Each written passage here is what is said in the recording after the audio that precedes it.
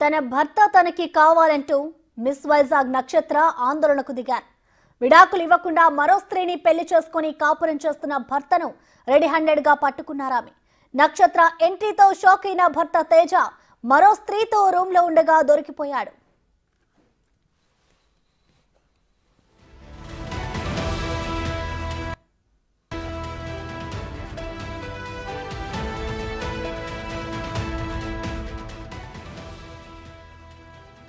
రెండు 2017లో తేజను ప్రేమించి పెళ్లి చేసుకున్నారు నక్షత్ర. ఇద్దరికి 2013లో ఓ సినిమా షూటింగ్ లో పరిచయం ఏర్పడింది. ప్రేమించి పెళ్లి చేసుకున్న భర్త మరో స్త్రీతో కాపురం పెట్టుకున్నాడన్న సమాచారంతో అతన్ని రెడ్ హ్యాండెడ్ గా పట్టుకున్నారామె. ఇక ఇదే విషయంపై మా ప్రతినిధి రాజు అందిస్తారు. తన భర్త వేరే మహిళతో ఉండడాన్ని బహిరంగంగా పట్టుకున్నటువంటి ఆ నక్షత్ర ప్రస్తుతం మనతో ఉన్నారు. ఇప్పుడు మిస్ వైజాగ్గా చేసినటువంటి పొజిషన్ అయితే ఉంది. ముఖ్యంగా చూస్తే ఈ త్రిపురాన వెంకట సాయి తేజ అంటే మిమ్మల్ని ఎన్ని సంవత్సరాలు మోసం చేస్తున్నాడనా, ఎందుకు ఇక్కడికి మీరు రావాల్సి వచ్చింది, ఇది మీ ఇల్లు కదా ఏంటి సార్? ఇది మా హౌస్ కాదు సార్. తనతో నాకు 2015లో మ్యారేజ్ అయింది సార్. నాకు పాప కూడా ఉంది సార్. కొన్నాళ్ళకి మ్యారేజ్ అయిన కొన్నాళ్ళకి ఏంటంటే సార్ పబ్జీ గేమ్కి బాగా ఎడిక్ట్ అయిపోయాడు సార్. పబ్జీ గేమ్ నైట్ అంతా ఆడుకొని ఉదయాన్నే పడుకొని ఆఫీస్కి వెళ్ళేవాడు కాదు సార్. అది క్వశ్చన్ చేసి ఎందుకు ఇలా చేస్తున్నామంటే ఇలా కాల్ చేసేవాడు సార్. చేతులు పెట్టేసి కాల్ చేసేవాడు. ఎప్పుడైనా అమ్మాయిలతో ఇల్లీగల్ అఫైర్స్ ఉన్నాయి, ఇది ఎప్పుడైనా నాకు తెలిసింది ఒక రికార్డ్ విన్నాను ఒకసారి సార్. అది తెలిసినప్పుడు అడిగితే ఫస్ట్ ఫ్లోర్ నుంచి ఇలా తోసేశాడు సార్ నన్ను. అంటే గాయాలన్నీ ఏంటి అసలు? అదే సార్, తను ఫస్ట్ ఒకసారి అయితే లేట్గా ఎందుకు వచ్చామని అడిగాను సార్. అడిగిన రోజు చెయ్యి కాల్ చేశాడు, పెనం పెట్టి కాల్ చేశాడు సార్. పెనం పెట్టి కాల్ చేశాడు. ఇదంతా మా మ్యారేజ్ ఆల్బమ్ సార్. అంటే ఇందులో పెళ్లి నాటి కానీ ఇతర ఆల్బమ్లు కానీ చూస్తున్నాం కదా, వీటిలో ఇంత అన్యోన్యత ఉన్నటువంటి అవును సార్. అంటే మోసం చేయాల్సిన అంటే ఎందుకు బాగా అంటే సెక్షువల్ పిచ్చోడు సార్. చాలా అంటే చాలా ఉమనైజర్ సార్. ఇంత అంతా ఉమనైజర్ కాదు తను. ఎలా అంటే ఇంకా రోజుకు ఒక వర్జిన్ కావాలని నాతో చెప్పేవాడు సార్. నాకు ఈ అమ్మాయితో పరిచయం ఉంది, నేను ఆ అమ్మాయితో అక్కడ పడుకున్నాను, ఇక్కడ పడుకున్నాను, నాకు అంటే ఇంక రోజుకు ఒక వర్జిన్ కావాలి. ఆ అమ్మాయి మీది ప్రేమ వివాహమే కదా, మీకేం తెలియలేదా ఇట్లా తన వ్యక్తి ఎలా ఉంటాడు? ఏం తెలియదు సార్. నా పాపకు మొన్న సీరియస్ అని మెడికవర్లో ఫోన్ చేసిన రోజు కూడా రాలేదు సార్. ఐసీయూలో ఉంది పాప, త్వరగా రా అన్న రాలేదు సార్. అవన్నీ పక్కన పెడితే కొన్నాళ్ళుగా నేను ఎక్కడున్నాడు ఏంటి, ఎందుకు ఆఫీస్లో సస్పెండ్ అయ్యాడని నాకు తెలిసింది సార్. ఆఫీస్లో సస్పెండ్ అవ్వడం ఏంటి, ఆఫీస్కి వెళ్ళట్లేదని తెలిసింది సార్. ఆఫీస్కి ఎందుకు వెళ్ళట్లేదని నేను కనుక్కున్న రోజు ఈ అమ్మాయిని పెళ్లి చేసుకొని ఈ 40,000 రెంట్ అపార్ట్మెంట్లో ఎలా ఉంటున్నాడు నాకు అర్థం అవ్వట్లేదు సార్. ఆఫీస్కి వెళ్ళక ఏమీ చేయక ఉదయం అంతా పడుకుని ఉంటాడంట సార్. మాకు వాచ్మెన్ వాళ్ళు ఇచ్చిన సమాచారం ప్రకారం వాళ్ళు ఉదయాన్నంతే పడుకుని ఉంటారు, తెల్లారు లేచి ఉంటారు, రాత్రి లేచి తెల్లారు లేచి ఉంటారు, మళ్ళీ ఉదయాన్నే పడుకుంటారు, మళ్ళీ ఈవినింగ్ 7కి 8కు బయటకు వెళ్తారు. ఇదే నాకు తెలుసు సార్. ఇంకా ఈ చూస్తున్నా ఎప్పుడైతే మ్యారేజ్ అయిపోయిందని నేను కన్ఫర్మ్ చేసుకున్నాను సార్, ఆ రోజు ఇంకా బయటకు వచ్చేయాలని నేను ఫిక్స్ అయ్యాను. ఈ ఒక్క ఆమెనా పెళ్లి చేసుకున్నారా లేకపోతే ఇంకా వేరే ఎవరితోనైనా పెళ్లి చేసుకుని ఉండొచ్చా? మీకు ఏమైనా డౌట్స్ ఉన్నాయా? ఇల్లీగల్ అఫైర్స్ అయితే కుప్పలు ఉన్నాయి సార్. దాని ప్రతి ఒక్క ఎవిడెన్స్ నా దగ్గర ఉంది సార్. అడిగినందుకు నన్ను రాచి రంపాలు పెట్టి కొట్టి చంపేసేవాడు సార్. ఇప్పుడు నేను రెడ్ హ్యాండెడ్గా వెళ్ళి పట్టుకున్నప్పుడు వాళ్ళిద్దరు కలిసి పడుకుని ఉన్నారు సార్. ఇల్లీగల్ అఫైర్స్ ఉన్నాయని చెప్పినట్టు మీరు ఎందుకు మరి ఇంతకాలం వెయిట్ చేస్తూ వచ్చారు? ఇంతకాలం సార్ ఇప్పుడు ఇలాంటి ప్రూఫ్ ఉంది కాబట్టే కదా సార్ మీడియా కూడా నాకు సపోర్ట్ చేయడానికి వచ్చింది. ఇప్పుడు నేను ఊరికే నా మాటతోని ఏ కోర్టులో చెప్పినా పోలీస్ స్టేషన్లో చెప్పినా సరే ఎవరైనా ఒప్పుకుంటారా సార్? ఎవరైనా పోనీ ఓకే అది రైట్ అని ఒప్పుకుంటారా? ఎవరికైనా కావాల్సిన ప్రూఫే సార్. నేను రెడ్ హ్యాండెడ్ గా పట్టుకున్నాను కాబట్టి అతనికి సంబంధించి మీకు ఒకటే చెప్తున్నాడు, ఏ విధమైనటువంటి ఇబ్బంది లేదు, నాకు ఇది రోజు మామూలే, వాళ్ళు కేవలం నా మీద అలిగేషన్ చేస్తున్నారు, నేను అసలు ఎలాంటి తప్పు చేయలేదని చెప్తున్నాడు సార్. మీకు ఒక్క విషయం చెప్తాను, ఏ ఆడపిల్ల ఒక పాప ఉండి ఫ్యామిలీని ఇలా రోడ్డు మీద బజార్లో పెట్టుకుని, నేను ఒక వెల్ రెప్యూటెడ్ ఫ్యామిలీ నుంచి వచ్చాను సార్. అలా నా ఫ్యామిలీని రోడ్డు మీద పెట్టుకోవాలని నేను ఏ రోజు అనుకోలేదు సార్. ఎందుకు సార్ నేను అనుకుంటాను, నాకు పరువు ఉంటుంది కదా సార్. అంటే ఆస్తులు కట్న కానుకలు ఇవి ఇచ్చి తర్వాత ఇవి డిమాండ్ చేయడం కానీ మిమ్మల్ని హెరాస్ చేయడానికి ఇది ఏమైనా మేజర్ రీజన్ ఏమైనా ఉందా? ఎవరు సార్? మీ హస్బెండ్. మేము డౌరీ అయితే ఇచ్చాం సార్. మాకు అది ఇప్పుడు దాని రిటర్న్ కూడా ఇవ్వలేదు. మెయింటెనెన్స్ నన్ను వేయమన్నారు, అది కూడా నేను వేయలేదు. డీవీసీ ఒక డొమెస్టిక్ వైలెన్స్ మాత్రమే వేసాను సార్. నిజంగా తను అంటున్నారు నేను మనీ కోసం మాట్లాడుతున్నాను. సరే నేను మనీ కోసం మాట్లాడితే మెయింటెనెన్స్ వేయాలి కదా. కోర్టులో ఒకసారి వెళ్ళి ఒకసారి చూడండి నా పిటిషన్స్. డీవీసీ తప్ప నేను ఏది వేయలేదు. 3 కోట్ల రూపాయలు డిమాండ్ చేశారని తను చేస్తున్నటువంటి ఆరోపణ ప్రూవ్ చేయమనండి. ఓకే 3 కోట్లు కాదు సార్, 5 కోట్లు చేసిన సరే డీవీసీలో కంపెన్సేషన్ ఎంత కావాలమ్మని అడుగుతారు నన్ను. మీ లైఫ్ ని డ్యామేజ్ చేసినందుకు మనకి పోలీస్ స్టేషన్ లో కూడా రాయమంటారు కదా. డైరెక్ట్ గా ఆమెను పట్టుకున్నారు కదా, ఇప్పుడు ఆ పొజిషన్ ఏంటి, ఆమె ఎక్కడి నుంచి వచ్చింది, ఆమె వివరాలు ఏమైనా తెలుసా మీకు? ఆమె పేరు వంశీ ధర్మజ్ఞ అంట సార్. రాజమండ్రి అమ్మాయి అంట. ధవళేశ్వరం బ్రిడ్జి దగ్గర వాళ్ళ హౌస్ ఉంది.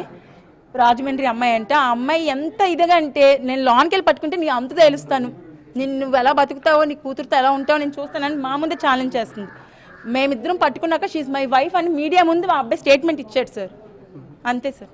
అంటే మీతో ఇప్పుడు 2017లో మీకు మ్యారేజ్ అయింది, 2015లో మ్యారేజ్ అయింది. అప్పటి నుంచి కలిసి ఉన్నా కూడా వేరే వ్యక్తిని వైఫ్ అని ఎట్లా పరిచయం చేస్తున్నాడు? ఇక్కడ ఉన్న వాళ్ళకి మీకు ఏమి తెలియదు అసలు? మీకు తెలియదు సార్.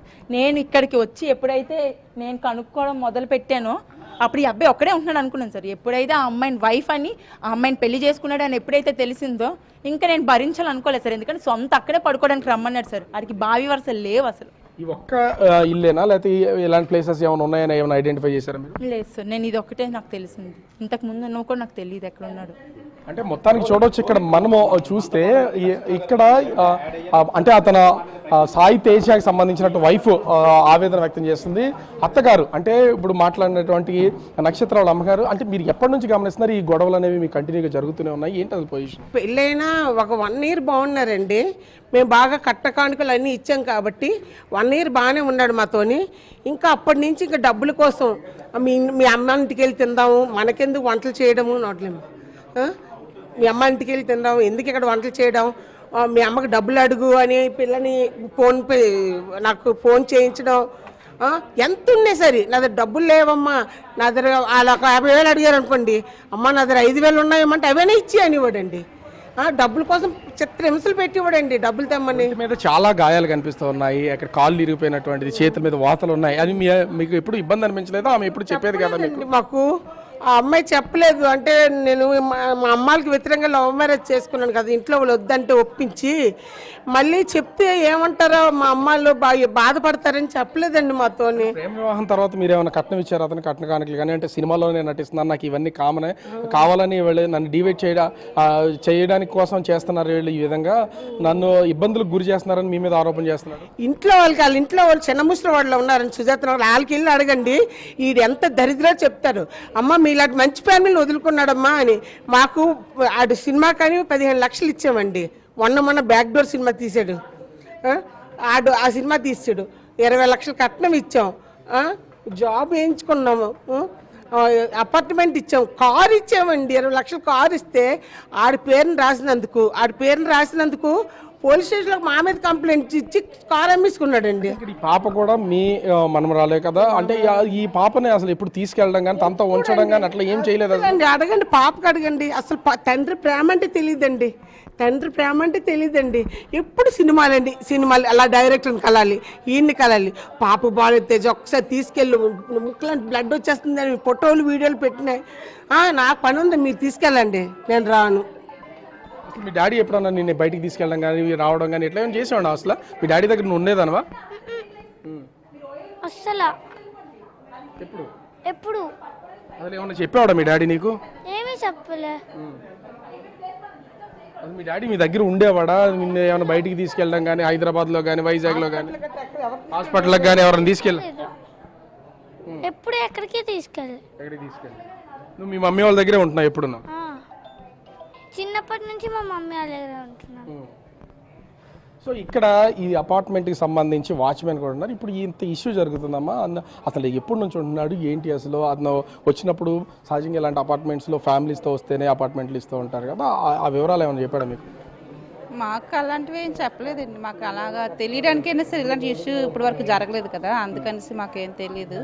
కాకపోతే మిస్సెస్ అని మాత్రం తెలుసు అంతే. ఎవరు అంటే ఇప్పుడు వరకు ఉన్నామే మిస్సెస్ అని మాత్రం చెప్పాడా? రోజు వాళ్ళు వెళ్ళడం రావడం చేస్తున్నారు. ఉదయం ఎప్పుడు నైటు 8 గంటలకి అలా వెళ్తే సగం రాత్రి 12-1 గంట అలా వస్తారు, మళ్ళీ నైటే వెళ్తారు అంతే.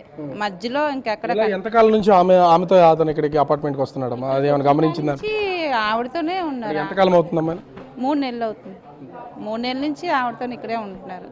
సో వచ్చినప్పుడు కూడా తీసుకొచ్చిన ఆమె ఆయన భర్త అని చెప్పి వాళ్ళిద్దరు భార్య భర్తలు అని చెప్తూ ఉన్నాడా మీకు? భార్య భర్తలుగానే పని మనిషి కావాలని అన్నారు. 3,000కి పని మనిషి సెట్ చేస్తే మా అల్లుడు 3,000 వద్ద 1,500 కానీ సెట్ చేసుకొని పెట్టుకున్నాడు. పని మనిషి కూడా వస్తుందిలేండి. ఆమెకి అడిగాం ఎవరు ఏంటి ఎలాగుంటున్నారంటే వాళ్ళు ఆవిడ అనేసి సామాన్లు ఏం తెచ్చుకోలేదు, వాళ్ళు మామూలుగా వచ్చారు అనేసి అన్నారు ఆవిడ. అంతే, వాళ్ళు వండుకోవడం కానీ చేయడం కానీ ఏం చేసుకోరు. అక్కడ ఏదో రైస్ కుక్కర్ ఉంది అందులో వండుకోవడం, బయట నుంచి కర్రీస్ తెచ్చుకోవడం. వాళ్ళ బాయ్ ఉన్నాడు కదా, ఆ బాయ్ తెస్తాడు అంతే. అంటే ఒక ఫ్యామిలీగా అలామి ఉండడం అంటే జరగలేదు. వచ్చినటువంటి వాళ్ళు ఎవరికి ఇబ్బంది కలిగించడం లేకపోతే అనుమానం రాకుండా అయితే ఇక్కడ మెయింటైన్ చేస్తారు అంతవరకే. అంటే మొత్తానికి చూడొచ్చు సాయి తేజ తన భార్యని అంటే నక్షత్రాన్ని మోసం చేసి ప్రేమించి పెళ్లి చేసుకున్న తర్వాత మోసం చేసి అనేక మందితో సెక్సువల్ అఫైర్స్ పెట్టుకుని ఎంతోమంది ఎఫ్ఐఆర్లు అయితే నడుపుతున్నాడని నక్షత్ర తను ఆరోపణలు చేస్తున్నటువంటిది అయితే ఉంది. ఎన్నోసార్లు కొట్టడం, ఎన్నోసార్లు కాళ్ళు ఎరగొట్టడం, వాతలు పెట్టడం, ఇట్లా తీవ్రమైనటువంటి ఇబ్బందులకు గురి చేశాడు. ఇప్పటి వరకు నేను ప్రేమించి పెళ్లి చేసుకున్నాను కాబట్టి తల్లిదండ్రులకు చెప్పుకోలేక ఇప్పటి వరకు ఓపిక పట్టాను, కానీ బహిరంగ నేను ప్రత్యక్షంగా పట్టుకున్నాను. ఇంట్లో అపార్ట్మెంట్లో ఉంటున్నటువంటి వాళ్ళని నేను పట్టుకున్నాను, వాచ్మెన్ సహా వాళ్ళందరికీ నా భార్య అని చెప్తున్నాడు అని నక్షత్ర చెప్తున్నటువంటి పరిస్థితి అయితే ఉంది. కానీ సాయి తేజ మాత్రం ఖచ్చితంగా ఇది నన్ను డిగ్రేడ్ చేయడం కోసం వీళ్ళు కావాలని చేస్తున్నటువంటి ఆరోపణలు, దీంట్లో ఏ విధమైనటువంటిది లేదు, నేను లీగల్గా ఫేస్ చేస్తానని చెప్తున్నటువంటి పరిస్థితి అయితే ఉంది. కానీ తన భర్త కోసం వదిలిపెట్టేసినటువంటి కూతురు కోసం నక్షత్ర అయితే పోరాటం చేస్తున్నటువంటి పరిస్థితి కనిపిస్తుంది.